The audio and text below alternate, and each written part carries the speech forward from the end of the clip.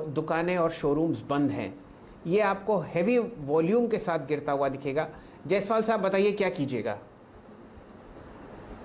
और उसका रीजन ये है कि यहाँ पर बहुत क्लियर अंडर परफॉर्मेंस पिछले करीब 6 महीने से देखने को मिल रहा है, और अब तो एक सपोर्ट, बहुत इंपॉर्टेंट सपोर्ट 6400 के आसपास ट्रेड कर रहा है। मेरा समझना ये है कि 6400 के लेवल्स ब्रेक होंगे, शायद हमें 6200 के लेवल्स आपको मारुति में देखने को मिलेंगे बहुत जल्द। तो बिकवाली करने की सलाह रहेगी। 6550 की आपको स्टॉप कर सकते हैं। जी चलिए, ये रणनीति मारुति पर। ध्यान दीजिए लार्सन एंड टूब्रो 3 दिन की लगातार गिरावट, यहाँ पर एक ब्रेकडाउन आपने देखा 50 ईएमए से। स्टॉक अब आपके सामने 1340 रुपए के आसपास ट्रेड करता हुआ दिख रहा है। चंदन जी, एलएनटी पर कुछ रणनीति आप सेट करेंगे? उन काउंटर में से है जो वीक है, जहां पे हल्के से बाउंस आते हैं, वापस नीचे सेलिंग देखने को मिल सकते हैं। लोअर टॉप लोअर बॉटम है। 3 दिन पहले जो बाउंस हुआ था वो एग्जैक्टली 50 डेमा को हर्डल था, तो यहाँ पे ओवरऑल वीकनेस का ही सेटअप बना हुआ है। काउंटर में आप देखोगे तो लगभग 1370 के आसपास के रेजिस्टेंस है, जिसका स्टॉप लॉस बनाया जा सकता है नेगेटिव पोजीशन के लिए। नीचे में ऐसा लग रहा है कि 1315-17 जो अभी लास्ट वीक के स्विंग लो है वो वापस रिटेस्ट होने चाहिए। अच्छा, एक मैं एफएनओ स्टॉक पर आपकी रणनीति सेट करवाऊंगा चंदन तपड़िया साहब। एयू स्मॉल फाइनेंस बैंक, नतीजे बहुत ही कमज़ोर थे और यहाँ पर 10% का आपको कट दिख रहा है। एफएनओ में टॉप लूज़र है आज 1000 रुपये, और वॉल्यूम तो देखते ही बनती है। लगभग आपके सामने 68 लाख शेयर ट्रेड हो चुके हैं कैश में। क्या ये गिरावट बढ़ेगी? बिल्कुल, यहाँ पे इवन लग रहा है कि 10-12% और करेक्शन होना चाहिए, क्योंकि इसका जो प्राइस बिहेवियर मैं देख रहा हूँ, काउंटर में हर उछाल में एक बड़ा सेलिंग आ जाता है। आप देखोगे लास्ट वीक में भी लगभग 970-75 से 1170 गया था और एक ही झटके में टूट गया। उससे पहले भी आप देखोगे आज से 10-12 दिन पहले second week of the April एक बड़ा सेलिंग हुआ है। तो अंडरटोन इसका वीक है, और आज का जो गैप डाउन हुआ है वो काफी बड़ा शॉर्ट्स कैरी कर रहा है। और डेटा सेटअप भी देखे रोल ओवर के लिए तो नेगेटिव है। मेरा मानना है कि 973 जो कुछ दिन पहले के स्विंग लो है, पहले तो वो टेस्ट करेंगे और इवन 950 तक काउंटर जा सकता है। तो मौजूदा लेवल से 5 से 7% की डिक्लाइन एयू बैंक में। किसी को यदि नेगेटिव ट्रेड करना है तो यहाँ पे ट्रेड किया जा सकता है। चलिए, इस वक्त तो फिलहाल स्क्रीन लाल निशान से भरी हुई है। 280 अंक नीचे 14615 पर निफ्टी। श्रीकांत चौहान साहब, आप अपनी टिप्पणी कीजिए आईटीसी पर। मायूसी बढ़ती हुई, अब 202 शायद आपको ये बंद होता हुआ दिखे या खुलता हुआ दिखे 200 के नीचे मंडे को। बताइए क्या रणनीति स्टॉक 200 डीएमए के पास?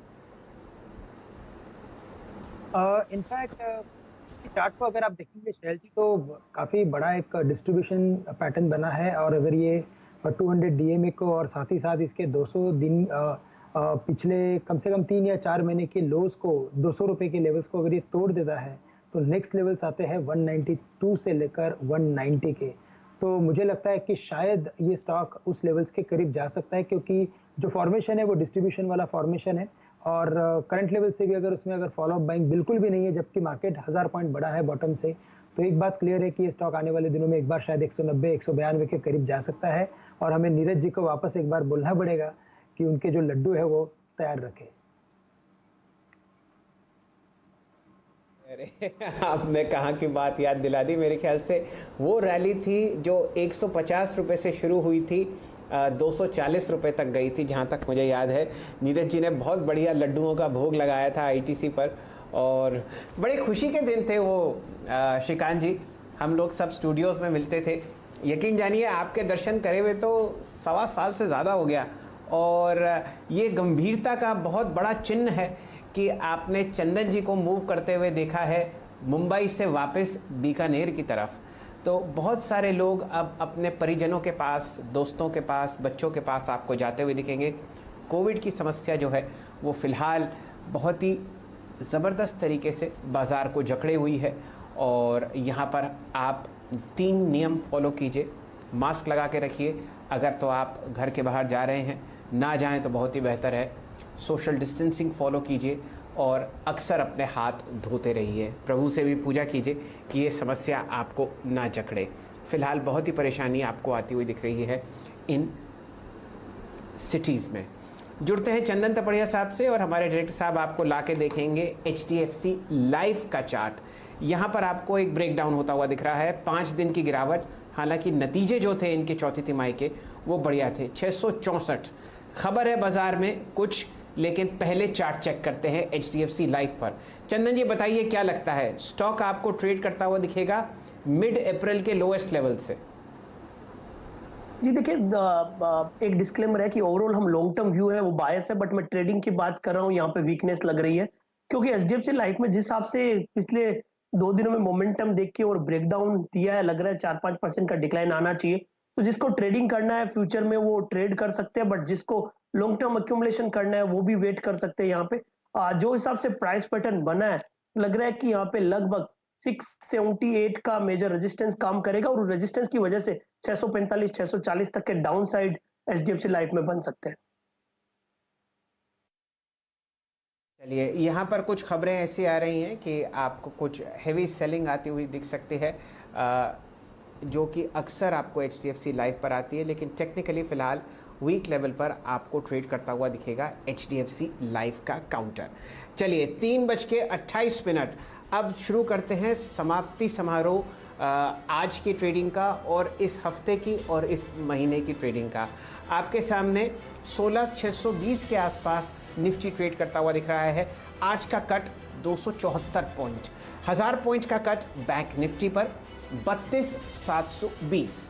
कौन से ऐसे स्टॉक्स हैं निफ्टी में जहां पर आपको गिरावट आती हुई दिख रही है? एडवांस डिक्लाइन रेशियो फिलहाल बेयर्स के फेवर में है।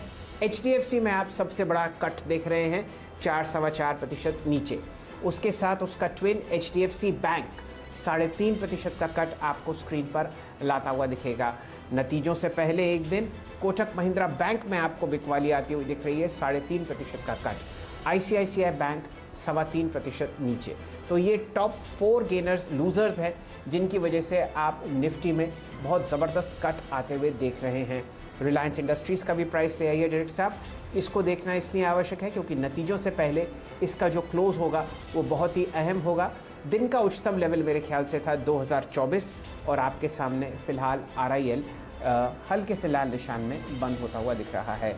एडवांस डिक्लाइन रेशियोज़ आज बेयर्स के फेवर में है, 1358 आपने यहाँ पर स्टॉक्स को गिरते हुए देखा है। सिर्फ 1000 ऐसे स्टॉक्स जहाँ पर हरा निशान दिखा है। 2 इंडिसेस जो हरे निशान में बंद हो रहे हैं वो है सरकारी कंपनीज का इंडेक्स निफ्टी CPSE लगभग 1.5% ऊपर, और आपको बढ़िया मोमेंटम आता हुआ दिखेगा फार्मा स्पेस में।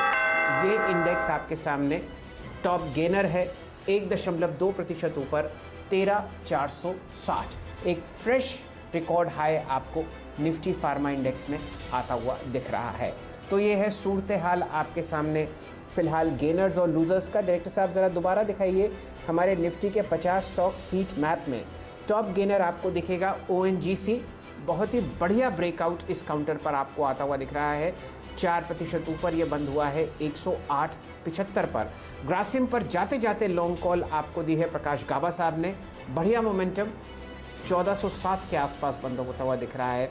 फार्मा स्पेस में टॉप गेनर्स डिवीज लैब है, रिकॉर्ड हाई पर यह काउंटर बंद हुआ है।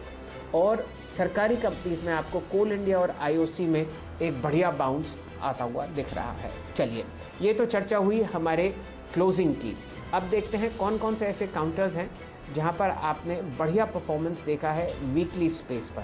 डायरेक्टर साहब दिखाइए स्क्रीन पर कौन कौन से ऐसे स्टॉक्स हैं जहां पर आपने बढ़िया मोमेंटम आते हुए देखा।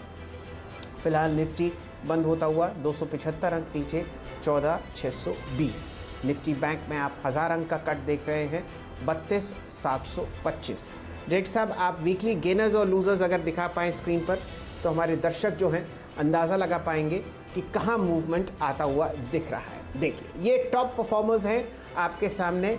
निफ्टी में बजाज फाइनेंस बढ़िया तरीके से 17% ऊपर, 5450। नतीजों के बाद बहुत ही शानदार बाइंग और 100 EMA के ऊपर यह काउंटर बंद होता हुआ दिख रहा है। गिरने वाले शेयर्स में से HDFC, M&M, HCL टेक और आपके सामने ये सारे स्टॉक्स दोबारा स्क्रीन पर दिख रहे हैं।